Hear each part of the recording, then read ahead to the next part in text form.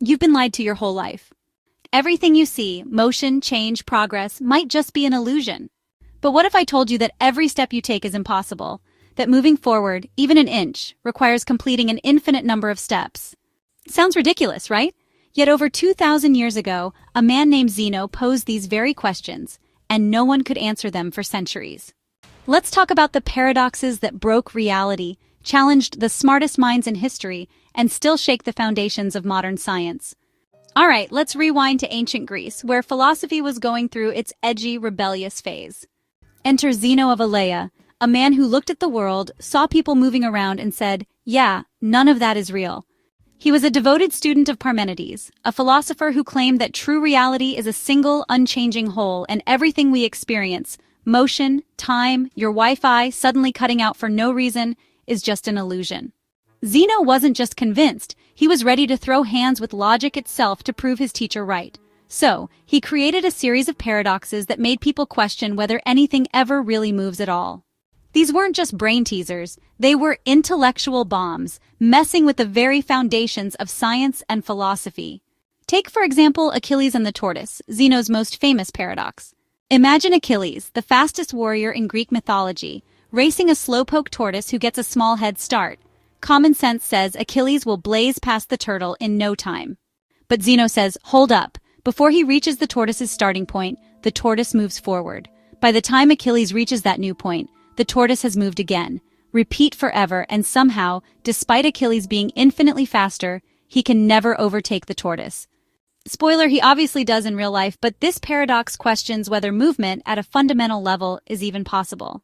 And if you thought that was mind-bending, try Zeno's Dichotomy Paradox, which argues that you can't even start moving. Before you walk across a room, you have to get halfway there. Before halfway, you need to reach a quarter of the way. Before that, an eighth. This keeps going forever, meaning congrats! You're trapped in an infinite loop before you can even take a step. Then there's the arrow paradox. At every single moment in time, the arrow is frozen in one spot. If time is just a collection of still moments, how does motion even happen?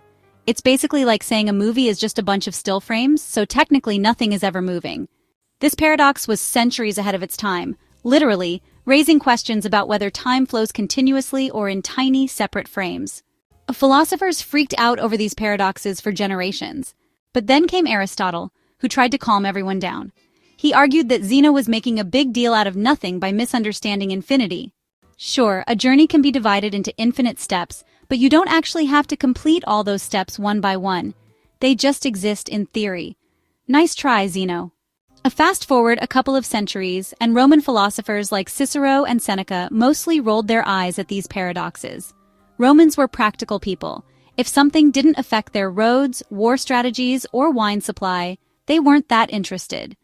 But some thinkers, like the poet Lucretius, did explore similar questions about motion and the fabric of reality. The real game-changer, though, came much later with calculus.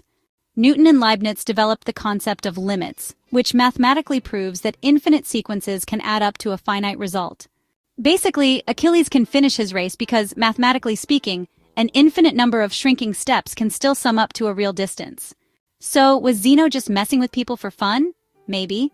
But his paradoxes still influence modern physics, philosophy, and even quantum mechanics.